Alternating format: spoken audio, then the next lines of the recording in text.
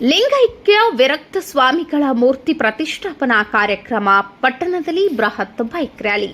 ಹೌದು, ತಾಳಿಕೋಟಿ ಪಟ್ಟಣದ ಆರಾಧ್ಯ ದೈವ ಶ್ರೀ ಕಾಸ್ಕತೇಶ್ವರ ಜಾತ್ರಾ ಮಹೋತ್ಸವದ ಅಂಗವಾಗಿ ಲಿಂಗೈಕ್ಯ ಶ್ರೀ ವಿರಕ್ತ ಮಹಾಸ್ವಾಮಿಗಳ ಮೂರ್ತಿ ಪ್ರತಿಷ್ಠಾಪನೆಯ ಅಂಗವಾಗಿ ರವಿವಾರ ಬೃಹತ್ bike rally ಹಮ್ಮಿಕೊಳ್ಳಲಾಯಿತು.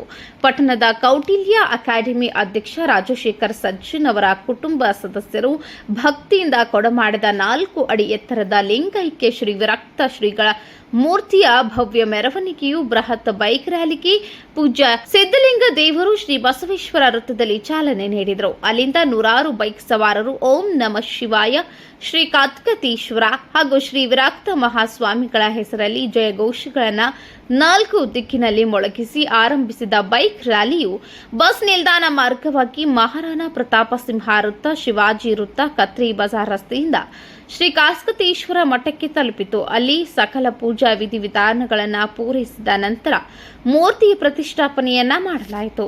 Next report Kishore Kulkarni, ಸಮೃದ್ಧ ಕರ್ನಾಟಕ ನ್ಯೂಸ್, ತಾಳಿಕೋಟೆ.